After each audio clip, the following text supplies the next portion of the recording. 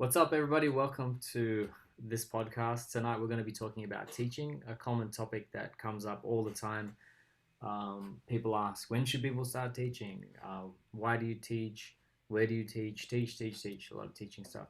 Dennis, you were really keen on doing this podcast, and what's the reason for it? Yes, because it's an ongoing topic that keeps always gets discussed, and I feel like the reason why it gets discussed is because we have a lot of people coming through, new generations, and then the older generations leave. So it's a good refresher for the community. So who's for our first guest? You guys can already see. Let's who do you want to introduce first? Okay, let's go with Johann. We've got Johann. Camera on, please, Johann. Hi everyone, what's up? It's Johann from AX Poppers. Good to see you all again. Yeah, Johann's in Sydney. How are you, Johann? Yeah, pretty good, man. How are you? Good. Thank you very much. Good to see you. It's been a long time. I think we're into seventh week of lockdown, so and I haven't seen you before then, so it's been a while already. Yeah, super long time. Yeah.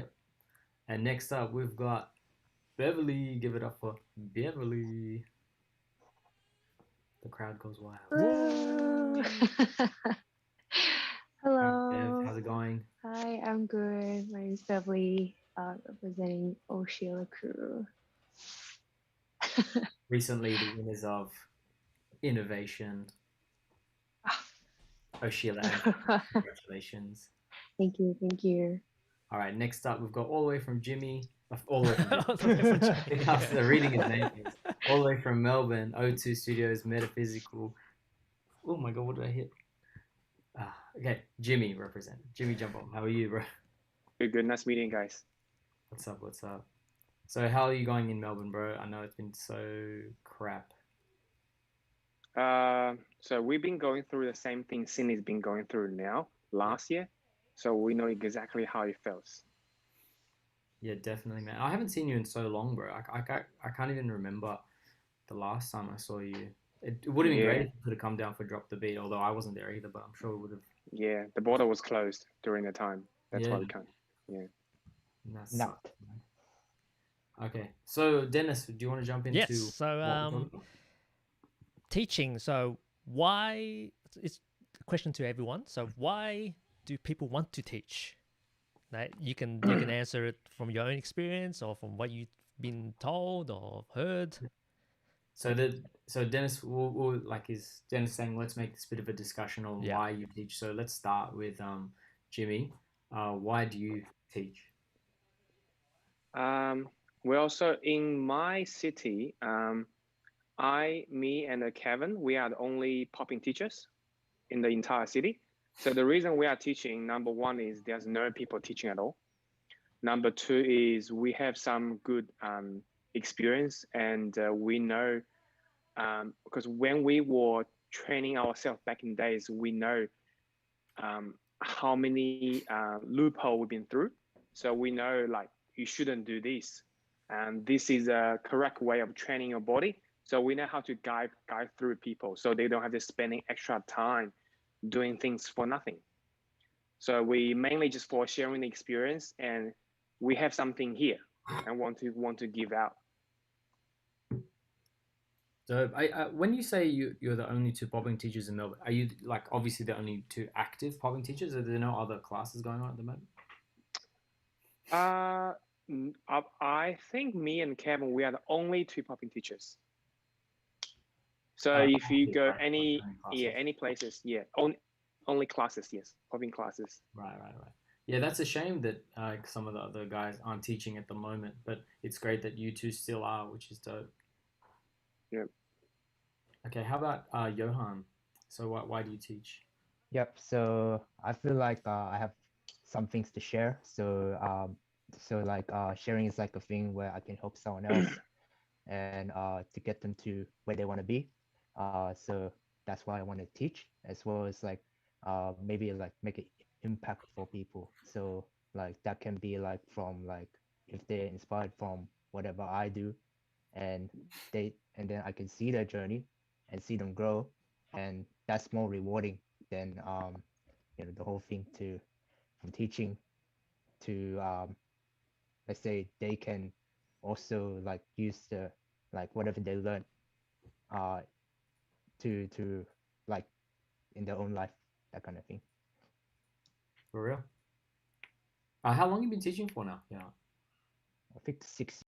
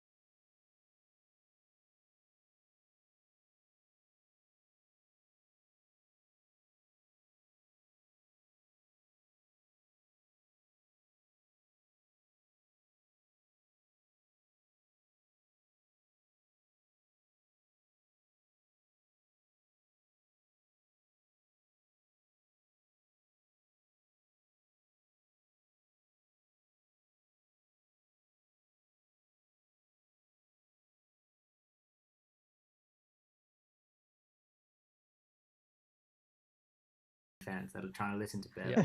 But I can see the comments. There's no audio. There's no audio. Yeah. What was I saying? I was. Wait, let's see. Yes. Why do you? Why do I not teach? So I think there's, for the most part, I think there's a lot of already amazing teachers in Sydney. So I don't know. I feel like I do have stuff to share, but it doesn't feel like it's such an immediate need for me to teach. And I think that, and also because currently I'm actually working 2 jobs, so I'm quite tight on time. Yeah. Yeah. Yeah, that's all fair. So that's cool. Yeah.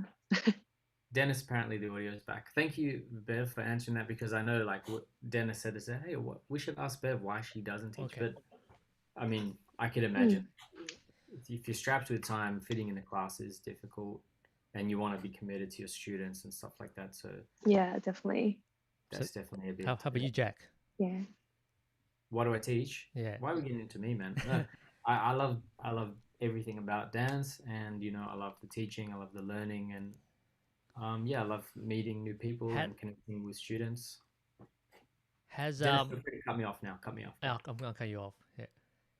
So the thing is, like, the reason for teaching changed throughout the years, like when you first started to what it is now, because I knew for myself it was like when you first started teaching, it's like, whoa, yeah, you get that status, and then as you teach more, you're like, okay, I just want to.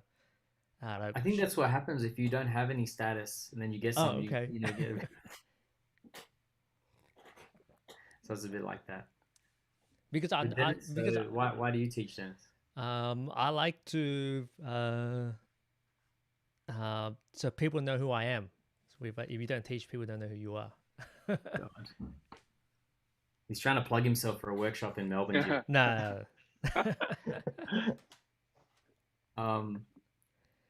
So Jimmy, so you've been teaching for a long. So has it changed throughout the years from when you first started teaching to what it is now? Yeah, I think I do.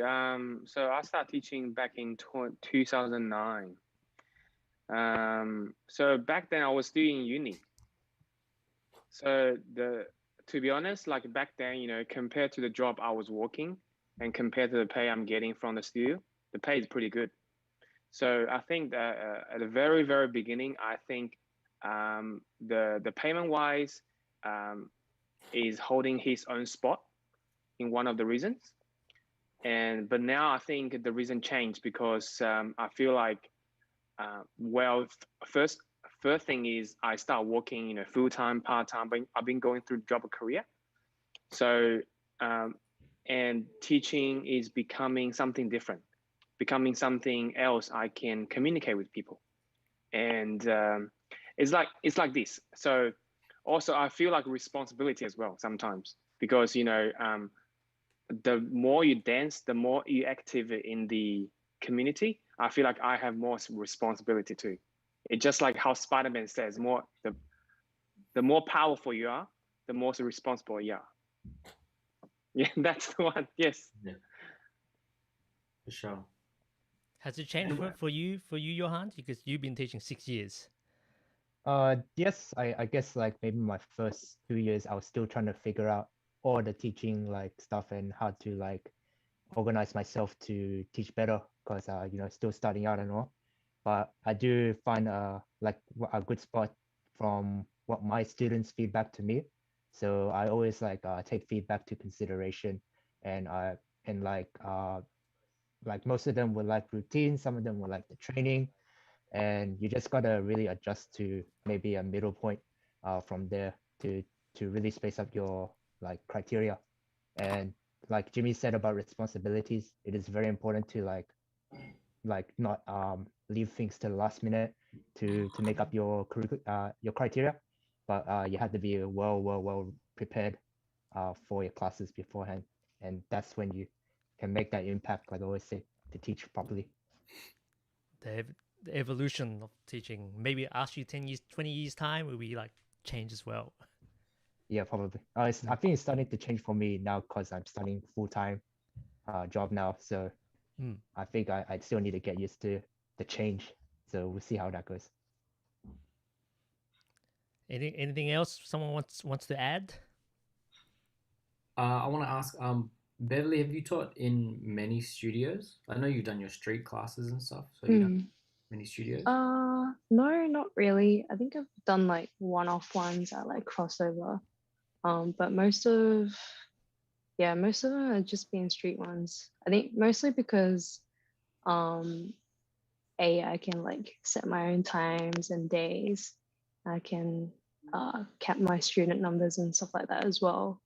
And I think for the times that I have taught is when I felt like I could actually commit to, like, say, like an 8 week where I've like planned it out properly. I've set it at like a certain level.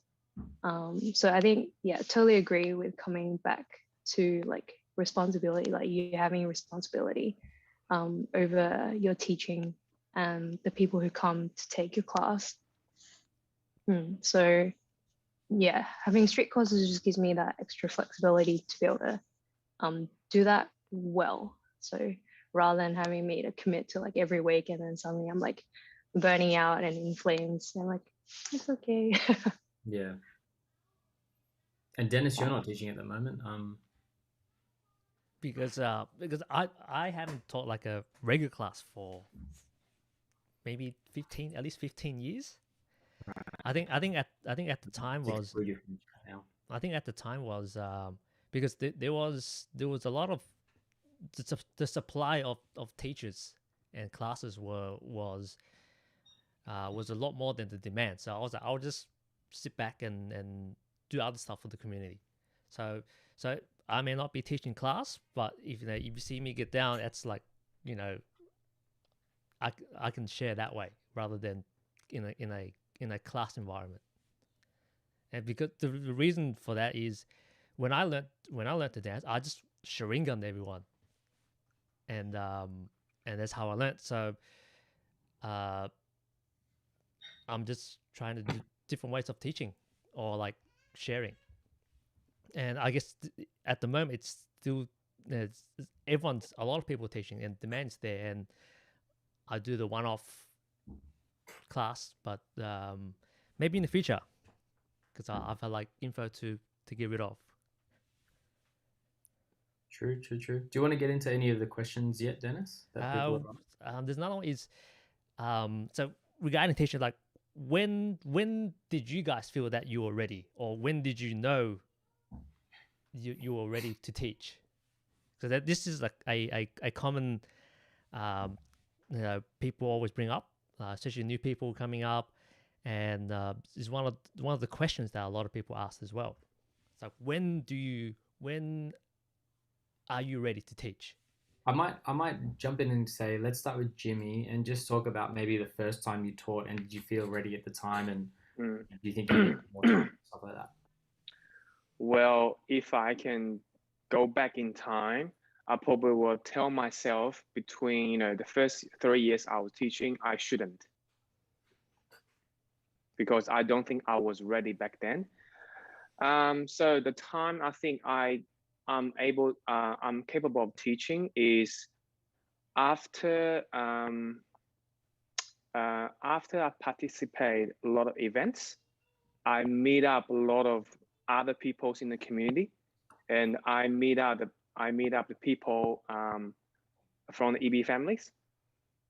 After those conversations, and I think I was ready to teach. But before that point, because before 2009, mainly people are learning dancing and dancing from internet back in China.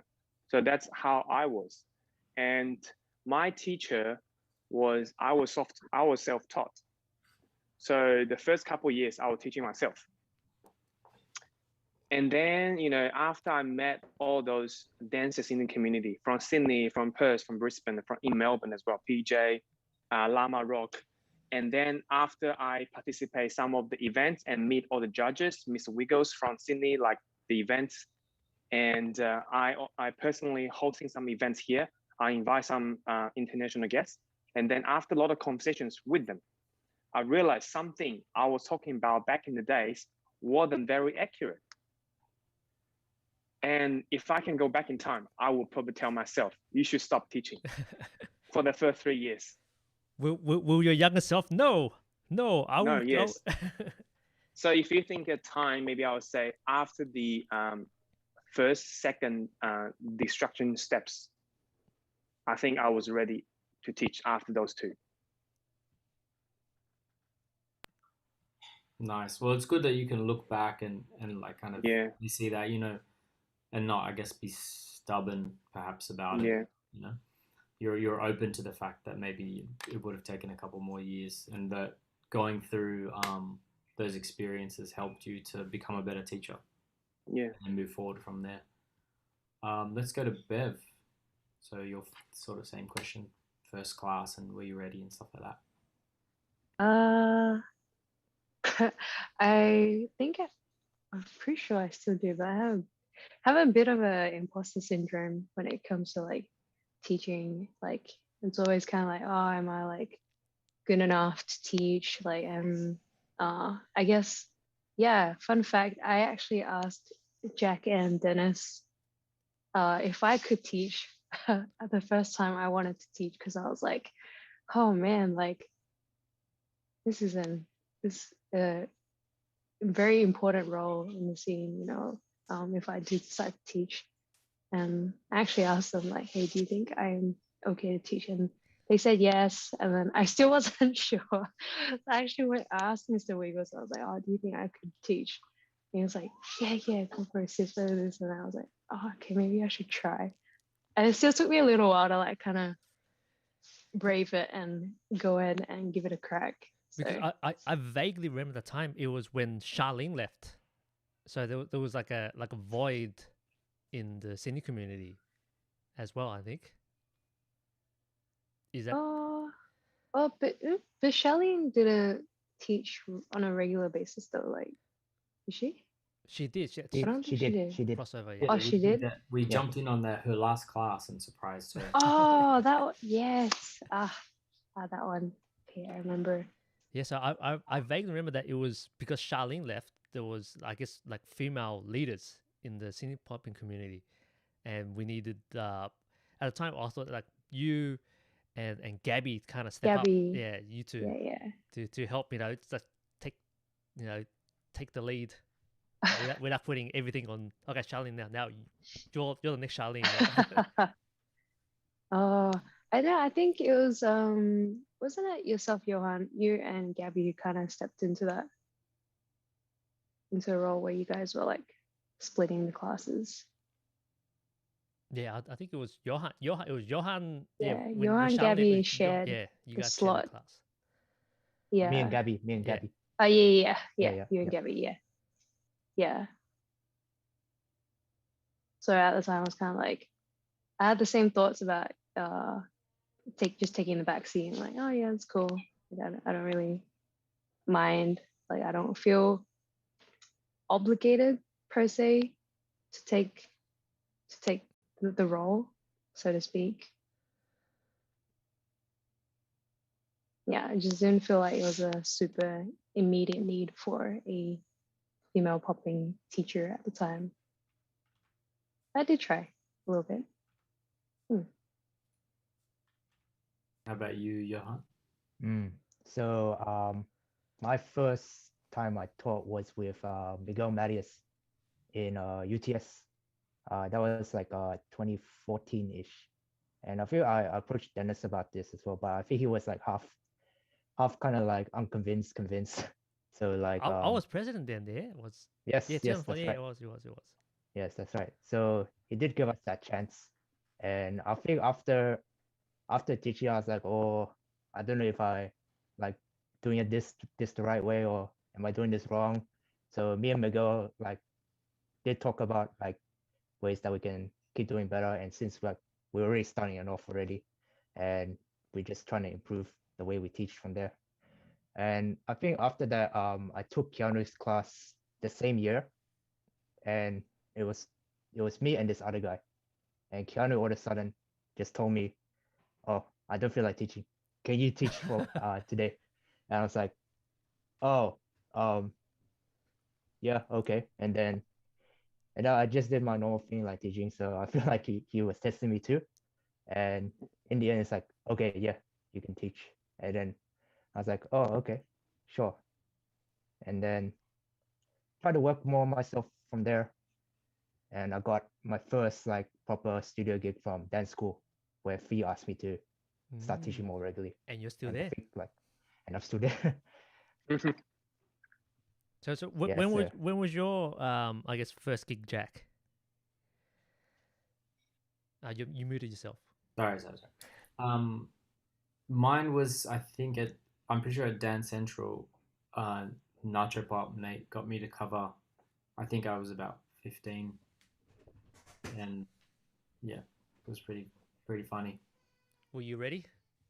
No, God, no, I wasn't ready. But it was a lot of fun. 15, dang. Yeah, I definitely wasn't ready, but it was a lot of fun. So yeah. And you, Dennis? I think it was who was at dance school Ultimo. I think it was. I think either one of the teachers were late or something, and then Jake goes, "Hey, you should teach a class, like for the time being." And I vaguely taught a little bit, and then the other teacher walked up, and I was like, "Okay, I'm done." So I was a bit hesitant, but part of me is like, "Yeah, I got that status." Such a Dennis feel. Yeah.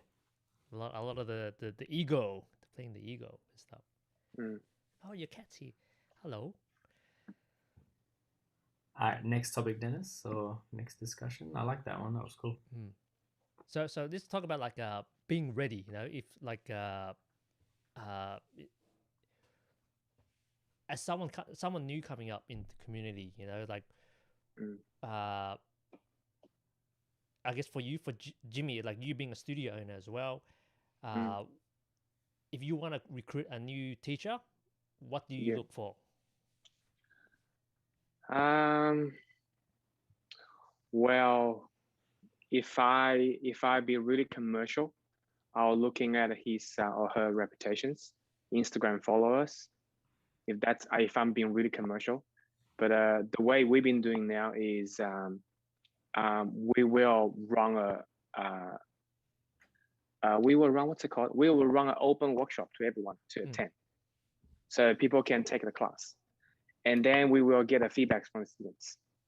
So you don't have to be super good or super famous to be teaching at my place, as long as you know how to catering the students, because in a classroom, it's a mixture of new students and someone who've been maybe taking classes for years. And if you are you able to looking after both of these two groups and make them come back to your class? So that's something, a teaching skill, something I'm looking at. So yeah, how they structure class and how well they break down the steps, and what's the good vibe they can create in a class. And lastly, just getting the feedbacks from the students. That's it, yeah. And there has to be, because you're running a studio, it's a business. You need that. I guess it's you know, even though you're doing for the love of the dance, but underlying there is that business aspect of running a studio and selecting a suitable teacher for ongoing class. Yeah, but I do put sometimes I do putting some style or some people I love a lot. I know they are great people, great dancers. So sometimes I will skip the workshop part for them. But that's just because I love them personally, and I believe they will do good. So sometimes for very few teachers, I do that. But in average, in general, we usually check see how good the teaching skill is. Yeah. So did I answer the question? Yeah, because it's because all of us are not studio owners, so Yeah. we it's good to have that perspective as studio owner. Yeah. So Ben, So yeah, one thing we're looking at, very important, and number one is English. Yeah, so that's one thing, very important. So you have to be good at speaking English. So able to communicate, pretty much. I mean, they can communicate, because the student base, they all speak English. Yeah. Thanks for that, Jimmy. That's good. Good. It's really good to hear that from a studio owner perspective. Yeah. And I think that's everything you said was pretty like straight up and real. So that's cool. Yeah. Super dope. Let's go back. Yeah, I guess for the other guys, like for Johann and Bev, like what's your stance on, like, because obviously a lot of the questions that we got over the last few days was, how do you know when you're ready? Is a beginner ready? And etc. etc. So I think, like, in terms of whether be ready, we need like some sort of like skills that we must have in order to teach, like people skills, able to communicate, able to keep your content engaging, and also reputation can be a part of it, because the more followers or the more people you're surrounded with, the more easier it is for people to go to the classes and be able to like talk and like stuff like outside from the classroom, keeping that communication with the students. I feel that's very important for teaching in general, and like it's like always having a teacher, student, coach, and whatever. So it can happen, like, whether you have these skills or not, they still need to be like gained in some way.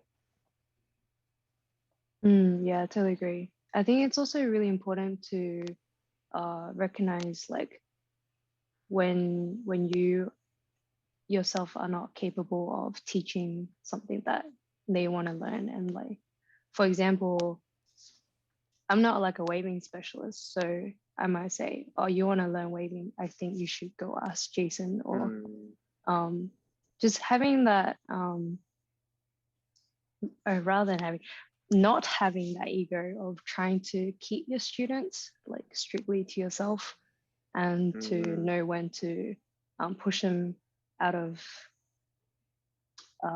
your nest. I think that's a good way to say it. Just knowing what you can and cannot teach, I think it's very important as well. I think to add on, I feel like also being honest with your own skill set and your own, like, what you can do and what you cannot do. I feel that's very important for teaching as well. Guess what's Beverly saying, bro?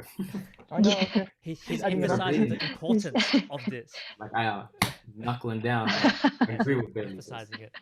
No, no. Dennis, what's your feels? My feel is like you have to look at one, the reputation, and I get in the end it's should be like the skill of the dancer. I guess if there is, when people are questioning, oh, you shouldn't be teaching, or this question about this person about teaching, in the end, if your skills is good, no one's gonna question you, or even if they call you out, or like battle or something, it's they will be like, okay, he's good, and then everyone's happy because they're all, most of the time, okay, like it's less questions. People are not gonna bug you too much if you're like super dope. And That's true, but I think, yeah, being a good dancer and being a good teacher is like two completely different things at the same time. yes, Dennis. that is true. So I've taken like international top level like super dope dances, and I was like, man, I didn't learn anything. Same. So, You have to look, yeah. look deeper. Dennis, Dennis, you opened your sentence with, I think you said the reputation. So what do you mean by that? So reputation is, if you're like for example, an international OG, that's like high rep. It's like people like, and then you have people who are, I guess, local heroes in their city, but may not be have a high rep in a different city. And if they come over to a different city and teach, then because the rep's not too high, everyone's like, oh, okay, why is this person teaching? And like you see my history with people teaching and stuff is that I feel that by someone that doesn't have like a big rep, like global rep, only maybe local hero, when they come to a different city, I feel like it's kind of disrespecting the people within that community who are trying to teach. They're earning their stripes to teach, and that's always been my thing. It's if I feel that person shouldn't be, or oh, you may be too early, I just go, okay, let's make you earn it, and most of the time I was like, okay, I'm good. How about you, Jack? I know, like I'm listening to everyone, you know what I mean, and I've got like my own views and stuff, but like, because like I'm hearing it all, but I feel like there's always like these two sides where it's like, I'm not the best dancer, but I'm a great communicator. I'm a really dope dancer, but I'm not a good communicator, and this and that. So, there's like all these sides, but I think at the end of the day, I think you need to have the skills, and you need the skills in terms of like knowing the dance, being able to do the dance. You know what I mean? So like, it's sad to hear that Beverly, you couldn't get anything out of international workshops, but like in my eyes, seeing them do, just watching them, not being taught anything, but watching them, I feel like for me personally, I would get something out of it. I know what you mean, because I've definitely taken workshops from like other people, and you get a sense of like, oh,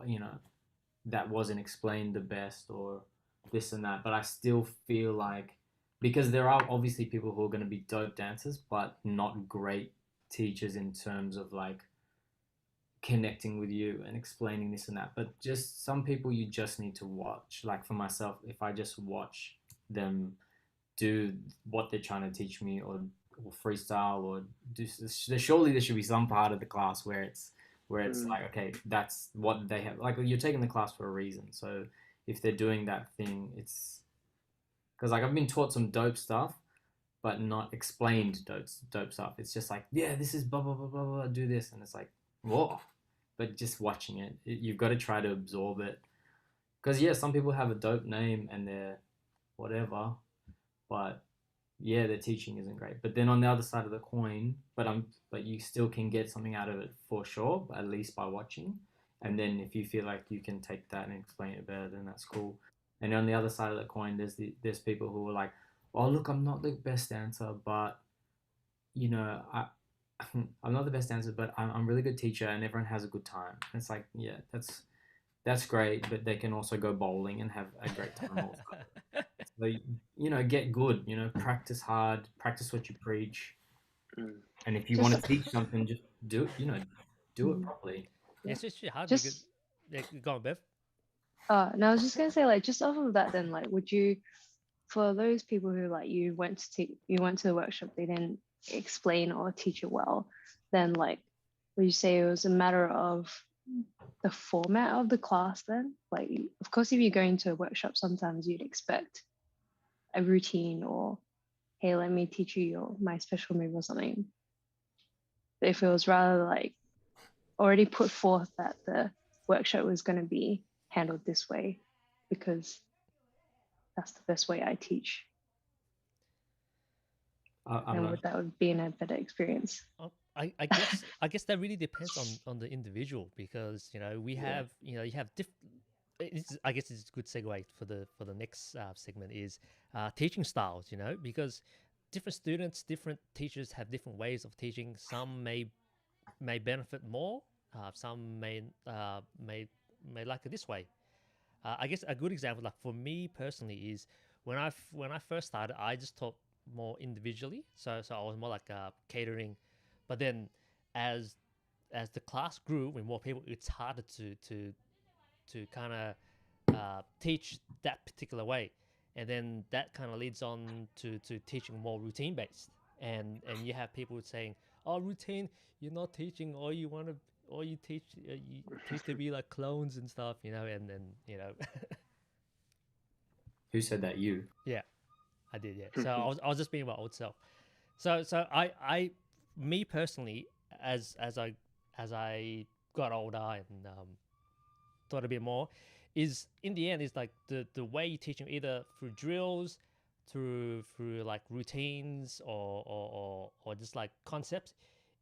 They are all tools in teaching, and depending on what students you have to, I guess, uh, or you're good at teaching a particular way. You know, it's good to have different other teachers have a different method of teaching. Like for me, when I take like classes, the best part for me for any class, like what is when they tell stories. The reason for it is because I see them dance, you know, but when they tell the stories about their history, it gives context to what they are doing. It gives the picture, and that's how I connect and learn.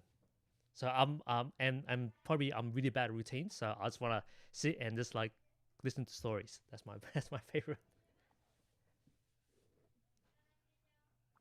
So Jack, so Asking what? them what the teaching approach is. Is that what your segue is? Yes. So Jack, so what is your teaching method? Let's go to Jimmy. Jimmy Okay, hasn't let's go shared Jimmy. the Let's go last Jimmy. So my teaching method now, first, just like what Jack mentioned, I think for first being a teacher, you need to be ready to know the knowledge, and at the same time you have relevant skills to teach. You need to have both of them. And for me, the method I'm teaching, because my students are pretty fixed, so I'm really appreciate same people keep coming back to my class. But sometimes you do have some, newbies like who never done a popping class. So for my popping class, usually my method is the whole 60 minutes, the like maybe 20 to 30 minutes will be the repeating stuff from the week before or the week before. So I pretty much do the same thing for the first 20 or 30 minutes. So that doesn't make a difference if you are first time to my class or if you're a regular class. The only things start changing starting from the second half of class. So that's my method, and I usually let people know I will teach some movements repeatedly. So if you keep coming back, you will get used to all the moves. So most of the time I do a lot of drills, and I'll teach one new element. So I normally let people know what I'm doing for the class before I play the music, before I start the class. so people are more aware of what's coming. And and I usually, if there's a new students in my class, I'll let them practice themselves and go around, check each one, making sure everyone knows what they're doing, especially those one in corners. Sometimes usually people who came to my class the first time, they were standing in the corner. So I will make sure I can give some extra care, like, making sure they feel I look after them, I care about them. So in that case, they will, keep coming back. That's my method. Yeah. Okay, Johann, what's your method? That's of the 6 years of teaching. Pressure. For first time people that come to my class, I'm very different. I actually get them in the front of the class, so that's I can be I can like teach them more properly, and they can be close to me, and I can watch them more closely. And I can tell you that some people find with, some people are really scared. So and also like it really also depends on, this is because I teach in 3 different studios, and each one of them I have like fixed students, and some of them it's just different people every time. Especially in mascot, I have different people coming in every time. Mostly from people just from the mascot area, actually. So they probably have no dancing experience or don't know what popping is whatsoever. So usually when I teach, usually I'll focus on like 2 or 3 foundational moves, like maybe like a walkout, Fresno, or like bottom first, something like that. I'll explain to them like what it is, how to do it, and then we do some variations, very simple ones. And probably in the end, I'll probably like make a little 4 to 6 8 routine to finish it off, to recap everything. That's probably how I approach it. Do you find yourself, because you're teaching 3 different studios, do you have different methods of teaching for each class, or it's kind of very similar but slightly old? Pretty similar. I think really also, yeah, depends on which studio it is. It might be a bit more based on like technique for one of them, or just the other one maybe just super basic but with variations, and then the routine. So it really depends. Bev? Well, I guess how I would plan my little courses when I do hold them. I don't know, once every 2-3 years. Usually I would have like a pretty good idea of what I'll do each lesson. So I've had it all like planned out. But I guess like for like 1 week, I also go through like maybe just the one foundation move. So I usually start off with like a couple of drills, just to get warmed up and whatnot. Take them through the foundation move, drill that a little bit. I usually try to put like a short routine just to see how like it can be used in a set. And then I like to do things like together. So I tend to make people like go into little groups and either like come up with like a little routine themselves with the foundational move, or just kind of throw them under the bus sometimes, and do like, okay, go. do they I from my experience, like when you tell them to freestyle, they're like yeah, a little bit. I tend to do more freestyling maybe towards like the later part of the course. So usually the course I would have like set numbers, but of course like every now and then you'll get like the ones who want to just drop in like here and there. Oh shit, sorry. Yeah, so usually freestyling, I kind of encourage it a little bit more towards the end. If it's just like solo, otherwise I would still make them do it like in their own little groups, so it's not just like them by themselves, it's them like soloing with their friends. This is not as intimidating. Cool. Okay, we don't need to ask Jack, because if you want to know, just take his class, Newtown Popping. Good classes, guys. Yeah. So for the people who teach like regular, I guess, how hard is to teach regular classes every week? And if you're teaching more than one class a week, are you guys teaching the same stuff, or it's different? Starting from me? Or Yeah, anyone? direct your question, Danis. Yeah.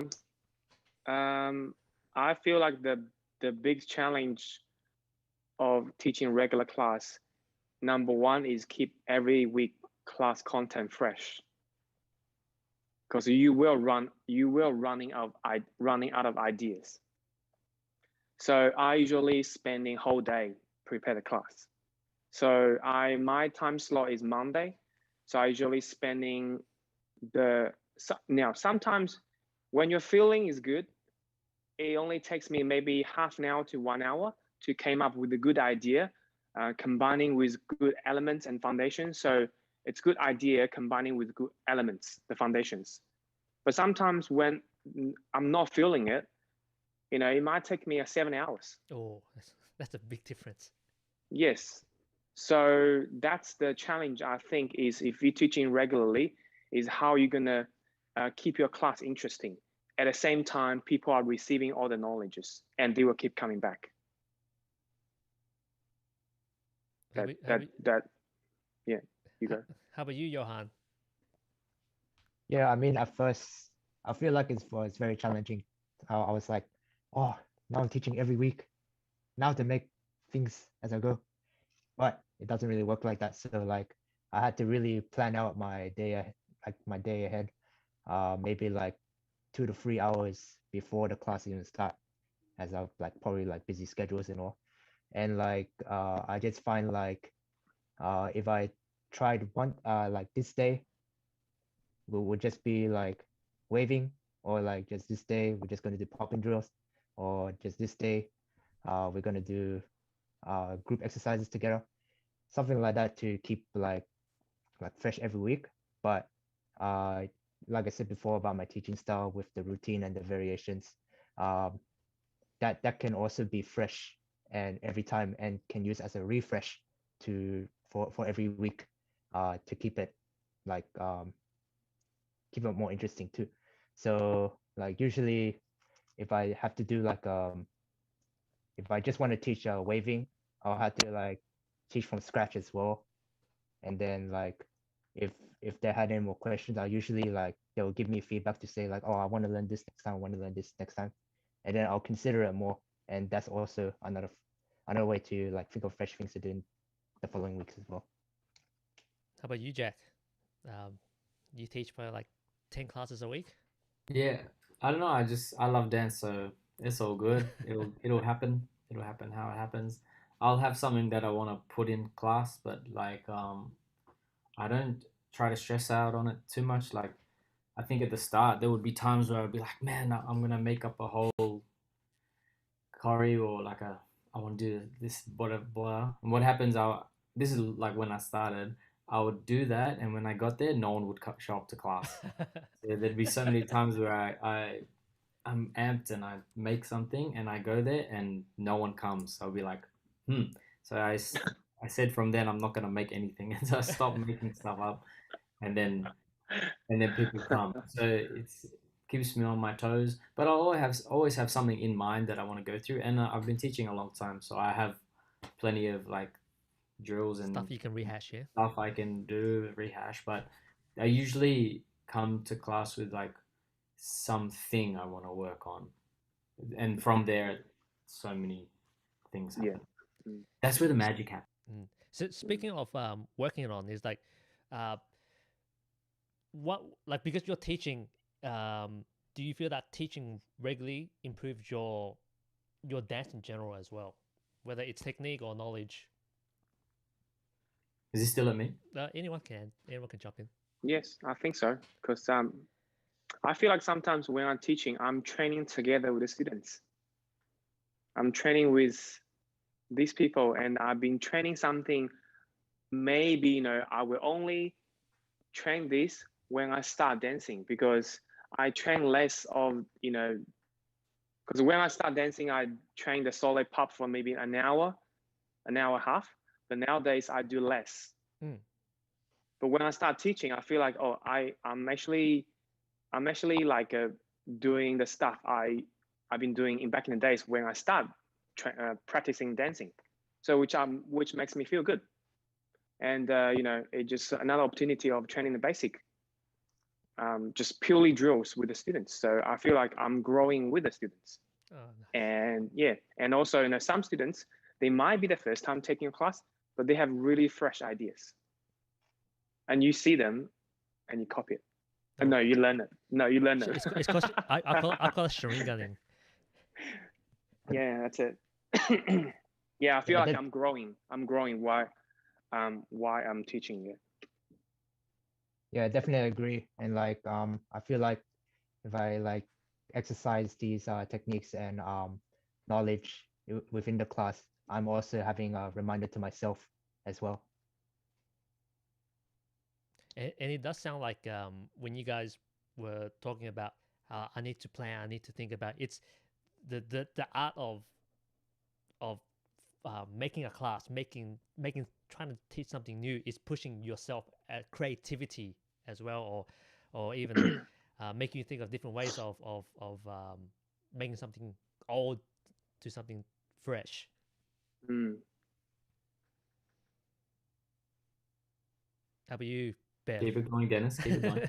The Because suspense all the time. we don't regularly teach, so we may not have a insight to it. What's the next topic? Is it? Well, what's you guys been teaching for a while? Any students to look out for, or like any people that's already there? You're like, I taught this person. You feel proud of. Beat benders. Shout out to Plugging Poppin in. Nation. Poppin Beat Nation. Benders. It wasn't saw for it. long, but Mina was like, yeah. it wasn't for long. I mean, Poppin Nation wasn't that long, but I'm super proud of all the beat benders. Describe the feeling of when you first got them, and then seeing that journey and that progression. You know, it's always been, you know, Proud mom. yeah, proud. Mom, I'm success. That's my kid. Jimmy, any proud dad moments? You know, in the Melbourne. Yes, I do. But sad thing is, a lot of my students, those regular students, they are holding a student visa. Oh, okay. So usually they're getting so well and they left. I've been seeing so many people left Melbourne for the last many years. Yeah, You can see it as like you're just like planting seeds everywhere. I know. Yeah, I'm a lot a of people come father. and go. I'm a father of many. So Johann? how about Johann? So any up and coming students that you feel like, okay, I'm gonna keep a secret, or I'm gonna unleash the world? Oh, I remember teaching Joanne a few times, and she's doing very well in China.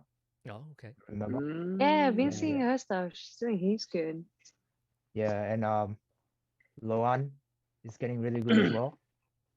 I taught her a few times as well, but I think like these days she hasn't been taking my class though. But yeah, they always come and go as well. But I think like I'm teaching a lot more kids now, so like I want to see them grow.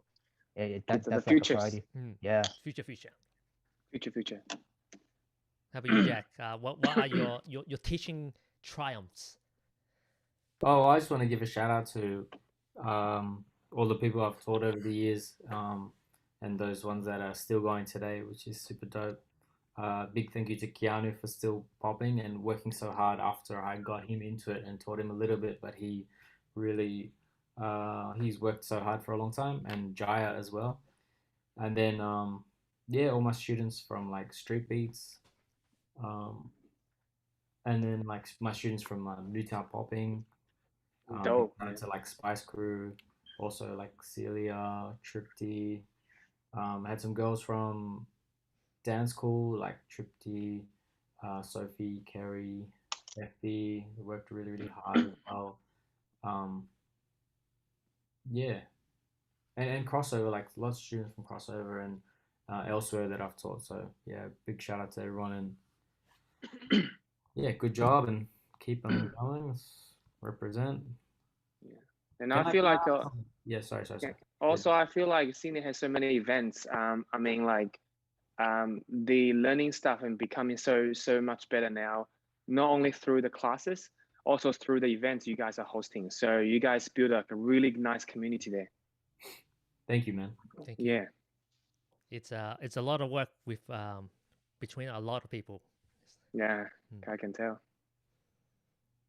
So seeing your students like progress, you know, and of course there is that relationship that you build with your students, and I guess you know how do you balance that friendship, you know, versus students and mentor?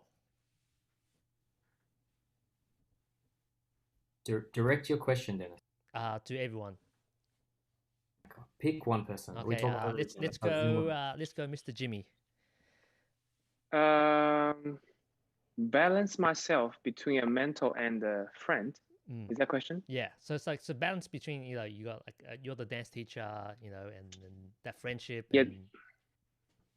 But you know, the funny thing is like when there's some students, they are so hungry about the dancing style, the popping, for example, and they are learning, they are taking a class every day, and they are absorbing all the knowledges. And on top of that, they also do their own research, and they're becoming so good in the future. You can't help yourself to, you know, you will become their friends one day.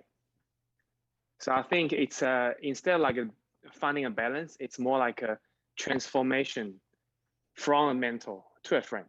Mm. Yeah. So because now some of them, they are attending the jam session every time, and we chat about my family, my life. So we become friends now. Yeah. So I think eventually you will become friends if they are very hungry of the style you're doing and they really want to learn. I think you're eventually becoming friends. Yeah. How about Bev? Like you've taken a lot of classes throughout the years, and tell us about the, I guess, relationship between, uh, I guess your teachers, and did you become friends, or like you only saw that as a I'm just gonna take your class and that's it? With so myself with my teachers. Yeah, That what you're saying? or your students, or you know, whatever the situation is. Oh, okay. Well, I guess because I don't teach regularly, so um, I see all my students as friends, anyways. Uh, Myself with my teachers, I think it does take a little bit of a while to kind of get to that friend stage. I think I'd have to like take their classes multiple times. Okay, so I guess just to sum up, like my experiences, like first 2 years was I was with I was learning under Alan, and he was like the rise for whoever For those who don't doesn't know. know him. So yeah, I was under Alan for the first 2 years, and then after him, it was like I just kind of went out and just try to figure things out for myself and take like all these international workshops, or whether it was going overseas and stuff. So I think in terms of becoming friends with those teachers, I had to like see them like a couple of times before, like, you know, they're like, oh, hey, it's Beverly, oh, what's up? This sort of stuff. So yeah, I think it just takes a level of familiarity, not necessarily like I have to have taken them classes consistently over whatever amount of time. How about you, Johann? Yeah, so for me, like usually on my Friday classes, after class, I would take them out for dinner. Like Oh, just for like get to know each other, and like if they want to ask me some questions and stuff, they can always do it. And that got them to open up to me a bit more, and they keep coming back because they really enjoy, like, you know, the company, the food, and just talking to each other about popping. And that is, I feel, very important to me as well. But in terms of the teaching in the class, it's always like you're learning, I'm teaching, and like after the class, that's when like we can talk about other things and become friends and all that stuff. So yeah, that's my approach to it. So it's like you have that kind of, depending on, I guess, the location. You're like, okay, I'm the teacher, and then go eat. I'm a friend. Yes. How about you, Jack? You've I've seen you hang out with your your students after your Newtown classes at that Thai place every week. Yeah, I mean, I think it's just kind of, natural if you're around people a lot and you enjoy the company, like if they come into class and they're enjoying it, and then we have the opportunity to, like, we can all eat together and share like stories of how the week's been and, how the popping progress is going. Yeah, of course that's going to happen. And that's beautiful about dance, because it really brings people together. And it can be more than just like, I'm here, you're there sort of thing. It of course there's gonna be that if you're learning something from someone, that's someone like you look up to that person. But it's really I think it's kind of natural that it can be, we're just people at the end of the day, and I care about everyone in the world. Hopefully everyone's safe and well and whatever. So of course if someone's taking my class and we all connect really well, then that's just it's a beautiful thing. And yeah, I mean, there are times, I guess, when people, I'm just thinking like outside the box, like need to respect the line in terms of like not expecting classes for free or something. And oh, well, we're friends now, I guess people have definitely probably had that situation arise somewhere, where it's become like, oh no, it is that fine line, I guess, between like, well, this is a business, or you're like Jimmy's Studio O2, just because he's friends with everyone, he can't just go free classes for all of my friends. I'm sure they want to support him as much as he wants to support the scene. So it's kind of a circle that just goes, like, so yeah, I think, I don't think it's lonely at the top, people don't want to just be like, it's all about me, it's a community sort of thing, And I do find that once you I guess one of the benefits of becoming friends with your students is you understand them more, and then you can understand how they're learning as a person. You can, I guess, kind of cater what you're teaching to suit them even more. Or like, for example, like one person, if you need someone like to encourage someone you need to like you need to like really tell them off, to really push them. Some people you need to like kind of slowly encourage them as well.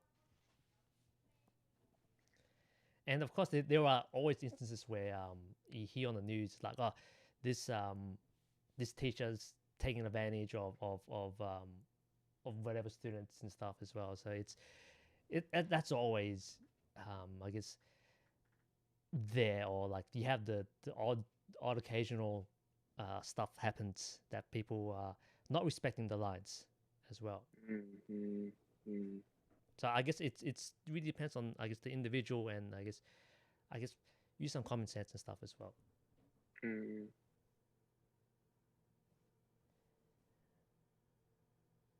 Okay. Anything you guys want to add, or we move on to another segue to our ads, Jack? So tell us about our sponsors for today. Big shout out to our sponsors, Popping Nation, Popping Nation, and all the community that supports Popping Nation. Woo! If you're in Melbourne or anywhere in Sydney or around the world, and if you go to Melbourne, support Jimmy's Studio O2 Dance Studio. What's the website, Jimmy, or Facebook? Just O2 Dance Studio. O2 Studios. And that's 0 number 2, right? It's O. O. Yeah. Sorry. A lot of people say 02 anyway. Yeah. My bad. That's a bit. We should do a Poppin Nation Melbourne division, man. Yeah, Yeah, we've been fresh. speaking about that ages. We're just saying, okay, they need at least 50 poppers, and like it should be all good. Yeah, I think if we do one here, we still can pull up the numbers. Hmm. You know, Poppin Nation has its own reputations here.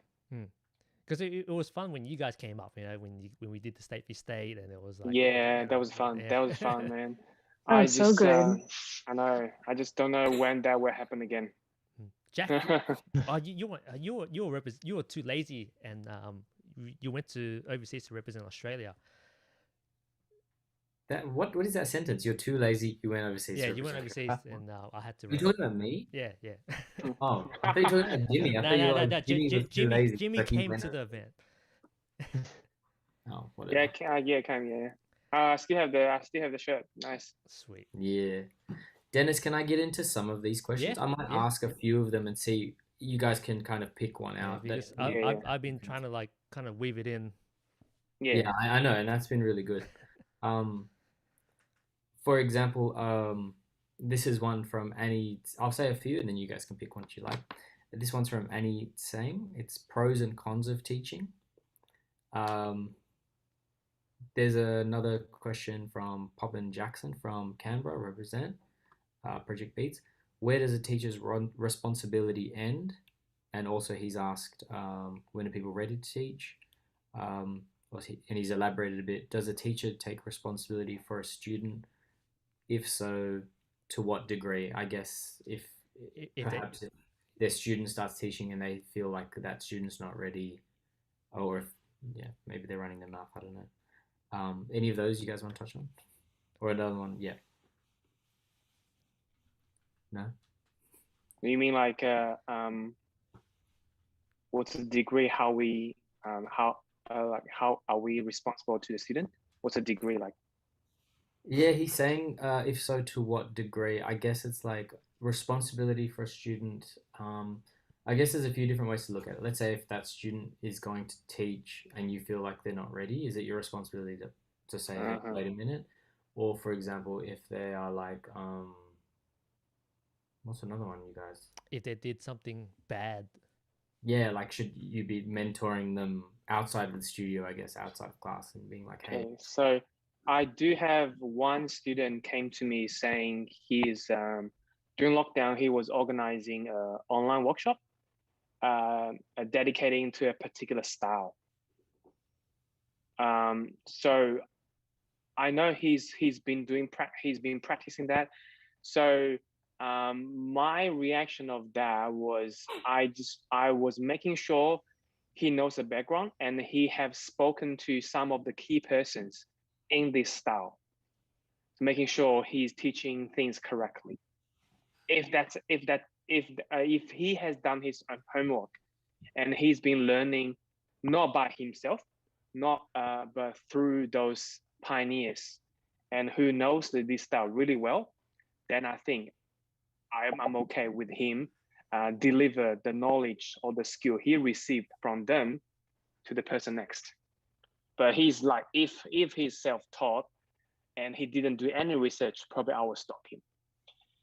And also, I think to answer his question, I think maybe that also covers, let's say, if I have a regular student keep coming back to my class, I think it's also my responsibility to making sure, he's absorbing the stuff for the last few weeks, and he's been practicing himself, and he has no questions to ask me, like follow up. That's my answer. Dope. Anyone else want to jump in on that? Yeah, I'll tackle the same question. So like, probably I had like a few instances where like someone asked me if they are ready to teach, but it was a different style of teaching. So for example, they take my class for popping regularly, but they want to teach studying or they want to teach waving. But I feel like if it was popping, then we can talk about it a bit more. We can sit down and we can work things out from there, whether you're a good fit or not.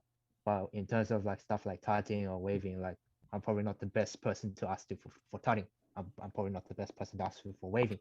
So I'll probably like get Dennis to like lead him to Dennis, and then he can do all the dirty work from there. I'll just pass it And to then, someone else. yeah, and then he'll pass it on to someone else. But um, also considering the fact that maybe I don't really know that person too well as well, and he's asking me is also quite a bit weird. So like, there's also like instances for that. But as a general thing for me, like if someone does approach me with this kind of stuff, I would just give them my honest take. Like usually I would just say, I'm not too sure, and that's simple as that. How about you, Mm, Bev or I Jack? think just to add on to what like Jimmy said though, like being I feel like there's only a certain extent to how responsible you can be for what's the word? Making sure your students are still practicing outside. Like sure you can keep them accountable, and if that's what they want, then it's fine. But I think maybe it's just me. Sometimes like I can't always like keep going, hey, did you practice today? Hey, did you practice this weekend? Hey, did you do this? Hey, did you do that? To be like, mom, yes, mom. Yeah, yeah. I feel like that's not really on me. Like if you know you came to teach this class, unless you like actually ask me to like be like, hey, can you keep me accountable for this?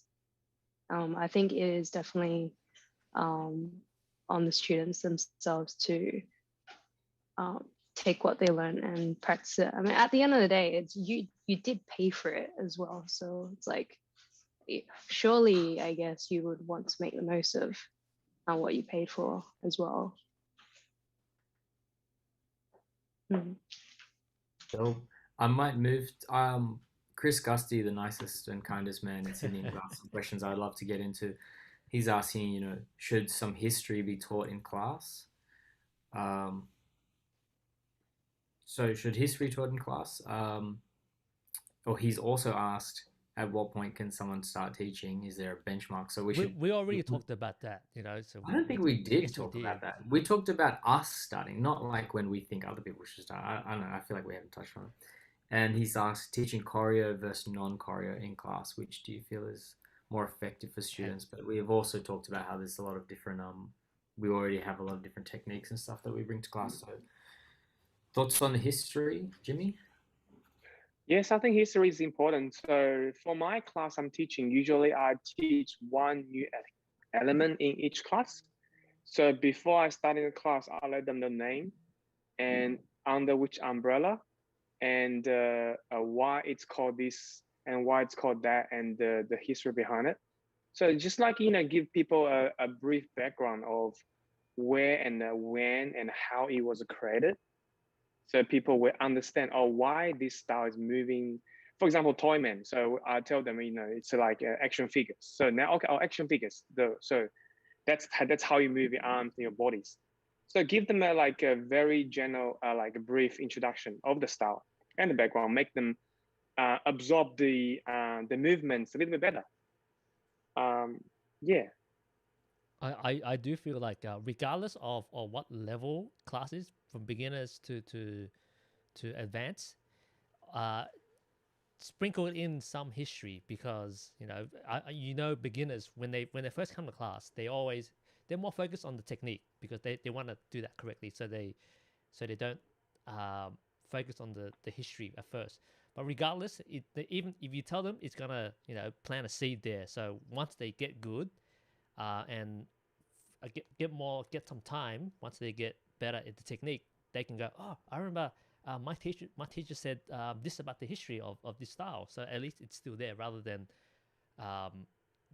doing something that they have no idea what context it is. I think for history as well, like if you do teach history, I mean, popping is still quite a big mystery for many people, to be honest. And like having that knowledge of the like where it came from, and for them to understand about the movement and the background of it, that is also like gives value for it. I think it's just also respecting the dance, where it's come from and all that. Yeah, it's good to know. Thank you for that. Yes, I agree. You should definitely put some history in there, rather than just make it purely movement based, because Yeah. it will lack substance. Dennis, is there a segue you want to jump into? We can quickly touch on the routine versus non-routine thing. Yeah. Yeah, because like I said earlier before, I felt that in the beginning, routine, wasn't the best way to teach. But in the end, if you break it down, routine is a drill. If you keep doing it, it's a drill. One, it's a drill, and two is for the students. If this is how I explain to people. I was like, if you're taking a routine class, go home, break it down the movements, change it up. It's how do you utilize the routine that was taught, and then try to do different music. So that's another way. Try to do like a stiff version, like a more loose version. There's so many variations you can do based on that routine. It's a tool that was taught, and then how you take the routine, how you manifest the different ideas from it is really, to really milk that method of teaching. Anything you guys can add stuff to it? I use routine as a marketing tactic to use every week. It's good for the marketing. It's definitely to a song and stuff, and then I think you I summed it do- up really well. I do I think, agree with Dennis well, about like breaking it down and all with the different musics. I think routine is still important from the last many years. What I experienced, but as long as your routine is still popping, related, that should be fine. Because I feel like from my last few years, I feel like to make them, you want the majority of people to stay in your class and getting an interest of the style, so they can keep going and finding more of the beauty. So maybe at the beginning of for my beginner class, I usually spending a lot of time choosing the music. I spending more time to blend the technique into the routine a little bit better. So when people actually dance it and they film it, they look better and they feel good in the video. So that's the first stage. They need to create an interest of the style. When they create an interest of, they will understand. If in the future they start taking my intermediate class, I've been doing a lot of drillings, they will understand the beauty of the drillings. Because for me personally, my favorite movement is the Fresno. And I like to do it over and over again. I finding that's the most beautiful part of popping, just Fresno, that's it. But a lot of people who start dancing popping, they won't understand why Fresno is your favorite. And you've been practicing the Fresno for so long. So yeah, routine is important, but making sure it's still related to popping, not like, suddenly point, something like that, keeping still in the category. Because I feel that routine as well, it's so tangible for a beginner students, because they can film it and then, okay, I can show my friends, I can put it on my socials. As for example, if it's like a drill, then not as tangible, and even like conceptually teaching as well. Teaching concepts is a lot harder because it's people need to think, and some people don't like thinking. I just want to memorize routine, and go from there. Yeah, because I feel like nowadays, I think I was watching one movie the other day, and the character in the movie mentioned nowadays, I think he said, patience is also one of the value, because everyone is becoming less patient nowadays. So if they spending too much time doing drillings when they just start learning, they might be losing interest. So I finding a way of mixing the drilling into some fun routines is a little bit better for beginners who never dance popping. Like that's just my thought. Just my thought. Yeah, it's like it's adapting your teaching for the people that rock up. Yeah. How about you, Jack? Yeah, look, I feel like both are good tools to use for students if you're going to do drills and techniques and whatever along with routines. But also, what a lot of us, I think, are talking about are routines, and the question is like choreography. So choreography is different from routines, where choreography is like everything is to that specific song, and so you've created the piece. This is boom boom ka, and I will blah blah blah blah whatever. It doesn't have to be like that, but popping style whatever. So that's choreography. Routine, I can make whatever routine and put any song, and it will make it work, right?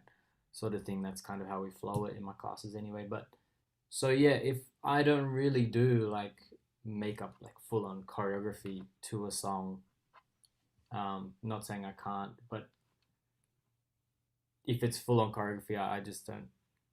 I don't.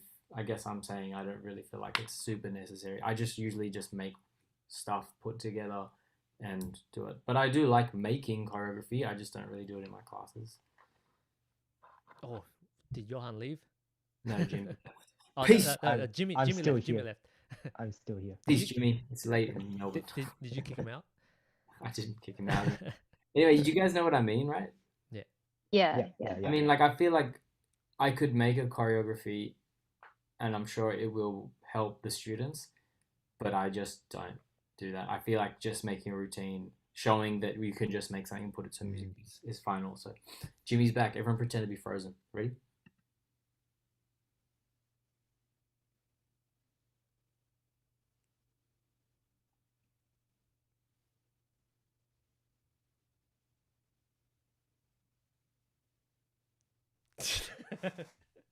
Can't do it. Damn, we didn't get his reaction. Bev, like you came up doing heaps of choreography. And then you I transitioned started to in like a more choreography. freestyle. So what you've been in both worlds. So what was the big difference or similarities? No similarities. No similarities. Okay, so what are all No, the I'm differences? kidding. Maybe I guess maybe the whatever groove side of it I had transferred over, but everything it was like so different. Like I didn't know how to move my body. Coming into popping, I was like, what the hell am I doing? Was my muscles not doing what I wanted to do? Nothing worked. Yeah, just everything was completely. It was like I was just trying to learn how to dance again. That would have been fun. On the flip side now, like when I take a choreography class, my memory is like I can only remember so many eights before I'm like, wow, super fried. If for me, it feels like cramming for an exam, like half an hour before. Yeah, like it's very much like a active memorizing. Because some people are very good at it who take regular classes, and like who take routine or even choreography classes. They train their brain, and it's very good for 100%. Like I used to be able to easily like just remember like 8/8 or something, but now it's like getting stumped at 4. My problem is that I can do the movements, I just can't remember the sequence. Yeah. Okay, can we move on to something? Yeah. Everyone good? Okay, we can move. No, I just wanted to touch on, because everyone asked this, and I don't want to end this, and we don't really cover it. When do you guys personally think it's right to start teaching? People have been asking in our questions on Instagram, etc., about is there a benchmark you need to hit? Is there a certain number of years? Is there something you need to acquire to become a teacher? So, Jimmy, you've talked a bit about when you look at someone teaching, they do an open class and can they speak English, blah blah blah. Let's say for poppers as well, like just in general, what do you think, Jimmy? I feel like this question is very similar to for you looking for a job on Seek. There's a criteria for you to cover. So for me, I think for teaching popping, the minimum requirement will be you have a few years of popping experience. Because we all know popping takes a lot of time to get into it, especially the foundation takes a few years. So I think 2 or 3 years popping dancing experience will be essential. On top of this, simply ask yourself, see if you can break down all the movements and confidently answer the student's question. If you can break down all the elements, and for example, if we ask you, what is this element miming, and do you know what is miming, and do you know how to break it down? Do you know the signature movement of it and the background of it? And yeah, so ask yourself if you can break down all the elements. Ask yourself if you are confident of answering students' questions. And plus the 2 or 3 years experience of dancing popping. That's my answer. So if you want a job at O2 Studios, you need to tick all these boxes. Yeah, just like, now that I feel like it's very like looking for a teaching job is very similar to, finding a regular job. You need to cover some of the criteria, and there's minimum things you need to cover. Or we can see the chat, Jack. So the whole internet can see the chat. Okay. Well, everyone, we're wrapping soon. Okay. Okay. So if you have an important question, you let me finish, Dennis. So if you have an important question in the YouTube comments, jump on, or follow our Instagram and send a message on there. I'm keeping tabs. Yes, back to you, Dennis. Okay. So, do you have people saying they come to you and go, "Hey, Jimmy, I want to teach a class." Do they come and ask you? Does that happen often? Yes, few times. But like back to our old question, if you decide to teach regularly, that means you need to have a lot of juice, because you cannot teach the same thing over and over again. You need to making sure you have enough juice to cover, let's say, whole 12 months, 52 weeks. Can you come up with different idea and different content element and different way of drilling for the 252 weeks? So the regular class maybe will require a little bit more experience, but if it's like a once-off workshop, pop-up class, I think require only a particular knowledge and skills. For example, if you want to do waving class tutting style, so maybe you don't have to be super good at popping. You just need to be good at tutting. You can answer all the questions and all the knowledges. But if you trying to do a regular tutting classes, like the guy dedicate the tall guy teaching at O2 before, he was running animation classes. So that means he needs to have a lot of juice about animations and tuttings to cover the whole entire season. So regular class will be a little bit harder. So if I think he only danced for like 1 year or 2 years, I personally think maybe hold on for a little bit if you decide to teach regular classes. Yeah. How about you, Johann? If you were the gatekeeper of Sydney? Well, I'll put them through the test, I reckon. Like give them a few times to let them teach me, and then that really depends on whether or not like they can either teach a regular or like one-off. Like we had these things called community classes. I know in like crossover and stuff like that. I think that's like a good like easy gateway to just teach that one-off. But if we're talking long-term, like Jimmy said, regular teaching, it requires a lot of juice to really put yourself out for the long run, and that needs to be put through like a test with your experience, with your knowledge.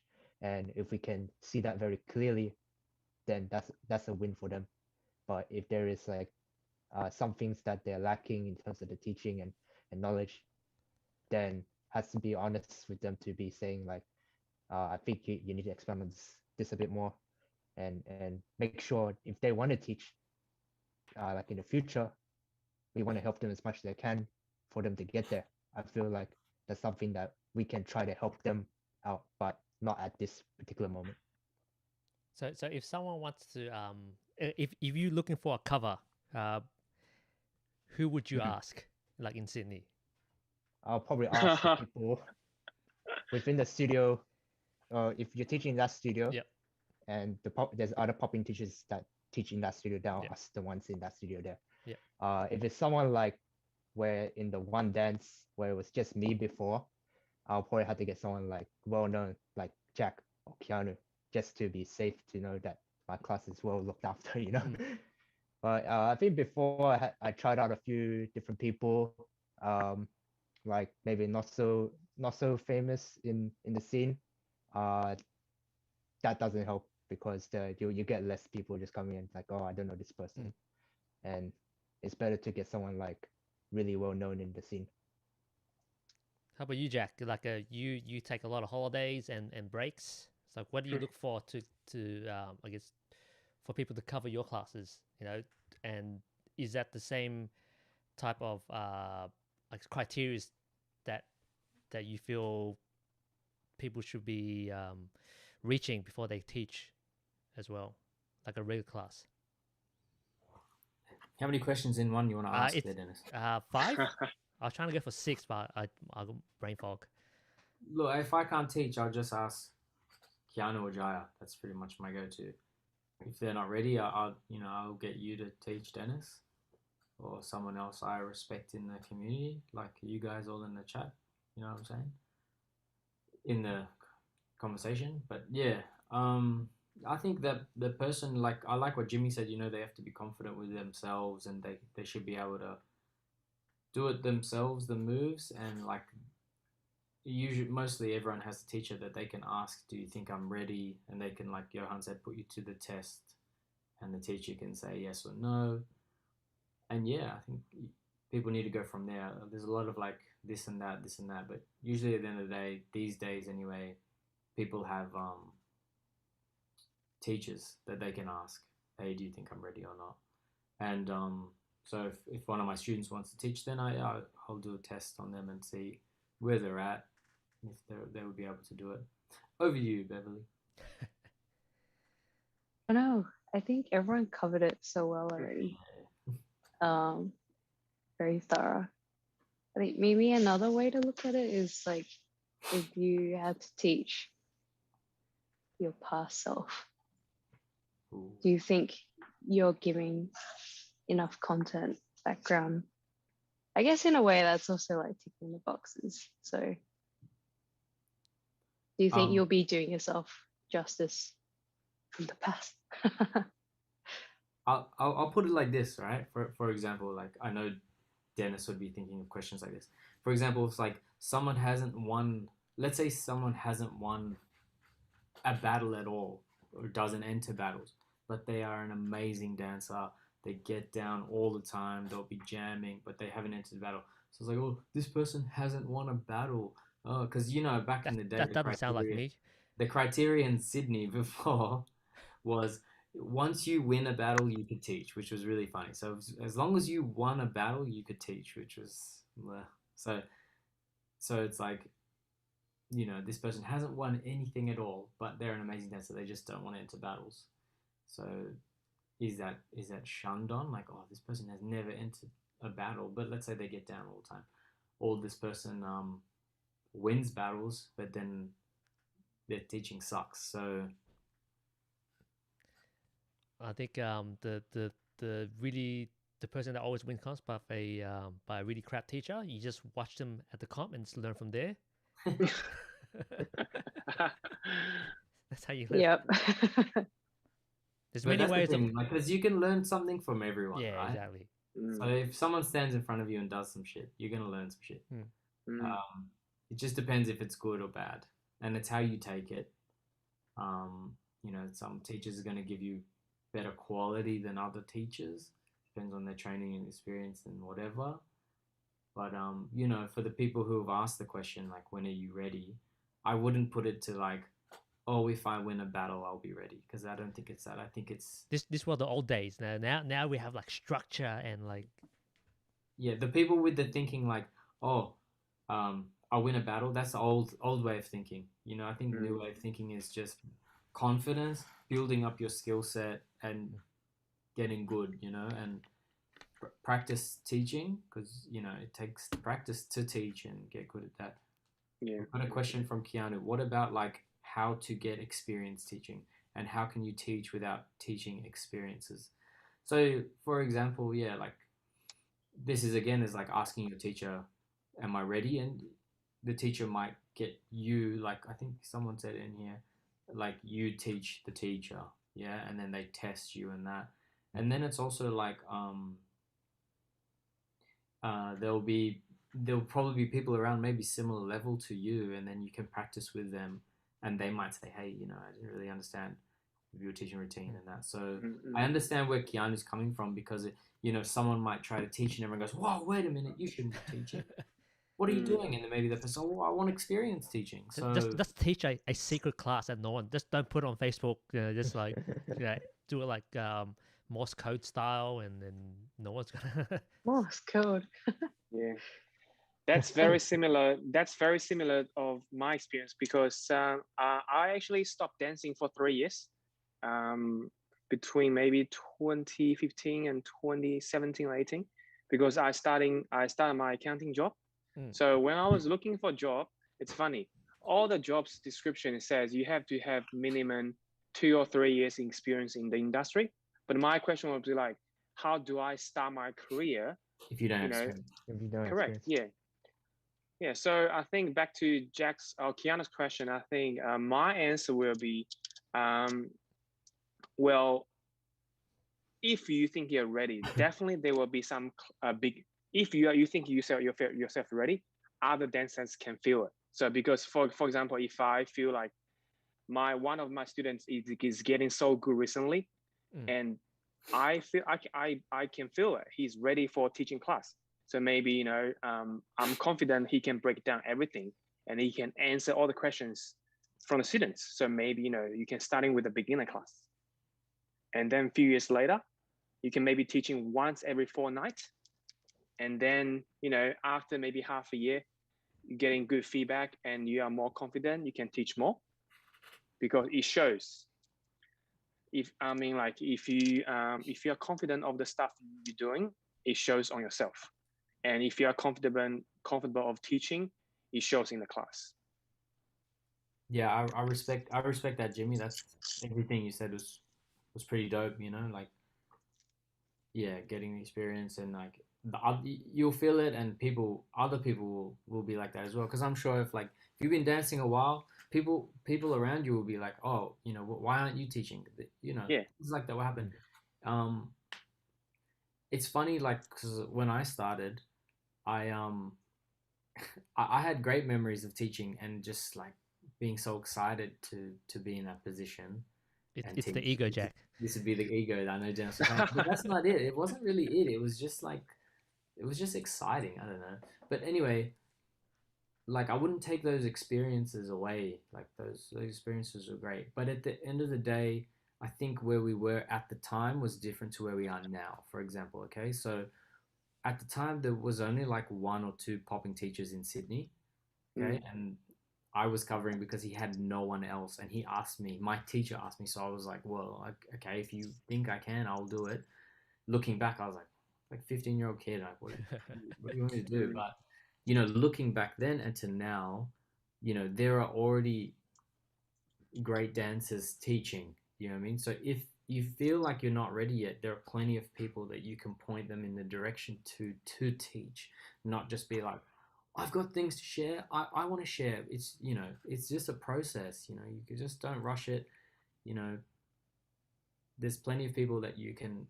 It's not all about you, basically. So you can say, hey, I'm not teaching just yet. I will be, in a few years or soon. But you can go see this person, that person, and once people will respect you for doing that, I'm sure, rather than just being like, yeah, come on, let's go. And it's just not quite there yet, although yes, getting the experience is different. So like Keanu said, how do you get it? It's all going, like, sorting out with studios. Look, I really want to start getting into teaching the studio, and surely the teachers who teach that style, let's say popping, if someone goes to CrossFit and goes, I want to teach popping, let's say Jay will say to the popping teachers, or he said to me before, hey, this person wants to start teaching, what do you think? And then that community of teachers can be like, ooh, yes or ooh, no. So it's a process. Like, yeah. Like Um, in the end, it's you know, if someone wants to like run a street class, you know, we're not gonna, not everyone's gonna get policed. And same with the internet as well. There's a whole bunch of people doing like tutorials and stuff, and on TikTok, Instagram, whatever, you know, and sometimes people say, oh, you shouldn't be teaching. Some people are like, yeah, whatever, you know, type of stuff. And I guess for that is, I guess if you want to teach, you know, one of the parameters is like if someone's not teaching this style, or like there's a gap in the community that's or knowledge or particular style technique, you can, you know, kind of slot yourself in to kind of fill that gap as well. So you can keep that in mind. For example, if no one's teaching Boogaloo, you can't teach Boogaloo. But if like 50 people teaching Boogaloo, you're like, no, maybe not the best, you know, decision to teach. this is a good one. Keanu's just following up. He's saying, you know, when he started teaching, he had to ask the students for advice after every class so he could get better at it. But he was lucky to be able to cover my class ages ago. But then again, he's saying I was his teacher and I gave him my blessing because he knew, because he, I know, I'm trying to say here, but like I know that he has the knowledge that I gave to him. But what he's saying is he needed to figure out his way of outputting it because, you know, the way he might express it will be quite different to how I do it, for example. So it's teaching techniques, and that's just that comes with starting out. You know, like Keanu said, he asks his students for advice and feedback, and yeah, it's just the process. I Dennis and everyone, can I jump into another question that's in the Yeah, YouTube? yeah. I think this could be our last one, you know, and Yeah. we can just try to finish. And then yep. Yeah. So Ask away, Jack. we've got a question from Tetris Burger. Shout out, Spice Crew. As a community, how do we make sure it's a safe place for students to speak up when the teachers mistreat them? So anyone want to jump in here? Hands up or just jump in. So this is the mistreatment of students by teachers. How do we make it a safe space as a community, or a safe place? I guess if it's like a teacher that does it regularly, like mistreat people, then I guess that reputation is gonna come out, and people is gonna. You know, you mean mistreat means like assault? I guess it could be anything. I guess. Okay. Yeah. I think there's a few different ways, like, Yeah. you know, messing with them mentally. I don't think it Wow. would be physically, but let's say if it's physically, mentally, emotionally, all the E's. But yeah, and anyone have any ideas on that before I jump in? Wow. That's a tough one. Yeah, because it's Very tough. I mean, like if it's let's say a proper existing community in a society now, often there will be like a committee or like a board you can make complaint to, so they will take care of the issues, but not the student themselves going to the teacher. I think maybe Poppin, you know, since Sydney has a such big scene and good scene, they can maybe go to, you know, you guys. I don't know, because that actually never happened. So Yeah, it's a tough one. Of course, you know, if anyone's being mistreated, you know, definitely find someone that you trust and you feel comfortable with talking to and express your concerns and your feelings. You know, I would suggest do your best to do that rather than keeping it in. And you know, Definitely. if it is something that's, you know, really bothering you, then I'm sure that person can help you talk through it, and then you can figure out steps to go from there. But you know, as a I guess, as you know, to make it a safe place, I guess it has to start from the top, and I'm going to say top in terms of people who are teaching class and are respected as elders in the community, to, you know, let people know that you know, you can come to us and let us know if there is an issue, and if it's one of those elders, hopefully, you feel comfortable enough to tell another one about the problems with the other one, so that the issue is resolved, and that you're not put in that situation, because of course no one wants to be in that situation. And I guess it's a process of trust, trusting that you're not going to be like shunned or cancelled in this day and age for speaking out about an issue that you have, depending on the issue, how bad it is, if needs to be taken a step further. But yeah, I guess if I'm the student, if I'm that student, because obviously in each style you have few particular leaders, like OGs for particular style. Like you have leaders in the community for crump, you have a leader for the community of whacking. So if I'm the student, I'll probably first thing is not holding back. You never push it down, because that will encourage the mistreatment going further. So for example, if that teacher is a Poppin teacher, I'll probably go to the person I know, in the Poppin community, maybe like the superior, maybe like if in Sydney, I'll go to Jack and Keanu, you guys. If a different style, I'll go to the other persons. Like if it crump, I go to shutdown, maybe. I don't know. Yeah, it's a tough question.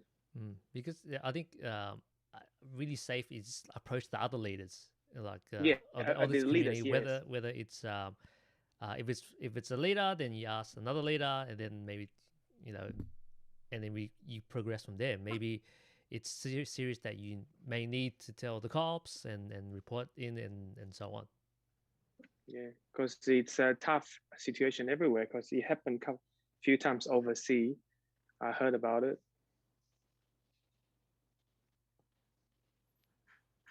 Maybe it's just like a matter of just like the first step is always just to reach out to someone first. Maybe just talking about the actual problem, because it might be as big or maybe as small. So like talking as to like much of your closest people as possible is probably the best way to go. And then the next steps really depends on that. Also, I think it's also the leader's responsibility to provide a safe environment for dancers, especially female dancers, to practice with. For example, I remember early this year or last year, I think something happened overseas, and then Jam on Toast, Oliver, and some other female dancers, they step out in the Melbourne dance community. There's no similar cases happening here, but they just step out saying, if you're feeling unsafe, if you have any concerns, please come to me. So in that case, I think the leaders are sending out a message. We are giving you a good environment, safe environment. At the same time, that's a warning to some dancers who might have the evil thinking. They will see, okay, someone is actually stepping in and warning the people. At the same time, they are supplying a safe environment for the dancers. So I think end of the day, it still goes to the leaders' responsibility, because they are the one, people will listen to. Great initiative, with Jam on Toast speaking out as well. Yeah, they speak it out. Yeah. I didn't know what happened back then, and then I looked up and asked them privately. So they told me what happened overseas, and that issue raised up their concern. So they just want to check up the community, see if everyone's okay. I was like, that's a really good movement. Very good. Yeah. Anything else? Any other questions or regarding teaching? We've how long have you been speaking for? Almost 2 hours. So it's it's been good. Good talk. So thanks for coming, being part of the panel, Johann, Thank Jimmy, you. Bev. Next time we do like a more fun topic. Yeah. Or we can talk in person next time. Yeah, we talk in person. Hopefully, in person panel. Point not till next And year. stay safe, guys. Yeah, in Sydney. Sorry, Yes, you too as well. it froze on my end for a little bit, so I'm just get better internet. Shut up, Dennis. But thank you so much, everyone, for jumping on. Dennis, for wanting to talk about this topic. I wasn't super keen, but anyway, thank you, Dennis. You talk about it. Thank you, Jimmy. Thank you, Bev. Thank you, Johann. Really appreciated. Good chat tonight about teaching. And yeah, for the people watching, if you have any topics you'd like us to talk about or podcasts to do, please let us know. Follow us at Popping Nation. Follow Jimmy Studio 02, that's in Melbourne, represent. Follow these guys on Instagram and support them. And us here at Popping Nation, you know, thank you so Jack, much. plug our Patreon. Yeah, we should get a Patreon. We don't have a Patreon. I think also just to end on that note, like I know we are almost done with lockdown. Hopefully it doesn't extend, but you know, for anyone else who, you know, if you're feeling a bit lonely or you just want to hang out and chat, feel free to hit us all up. Yep. Yeah. Yeah, definitely. Yeah. Mental health awareness, guys. Sure. It is very next important. week, I think next week, Wednesday, we're planning to do a meetup on Zoom. We might broadcast it, might just be a private Zoom thing. So if you want to be involved, we're going to do some Kahoot quizzes and some online games to get the community together. Jack has the worst questions. Yeah, shut up. So if you want to jump in, if it's already been like 7 weeks, so let's meet up next week online on Wednesday night, and we can do like a bit of a games night, catch up, and have a bit of a jam and make a night of it. Can dress up. Get some sun as well. Sun is get that vitamin D is very important. If everyone's like, you know, staying indoors, it's, you know, I personally get like all fidgety if I don't get that sun. Let's take a group photo, everyone. Ready? Okay, ready. Well, there's a button I can press. 3, 2, 1. So thank you, everyone. Thank you for everyone watching. Thank you, guys. Thank you. Stay safe, everybody. Thanks for tuning in. You too.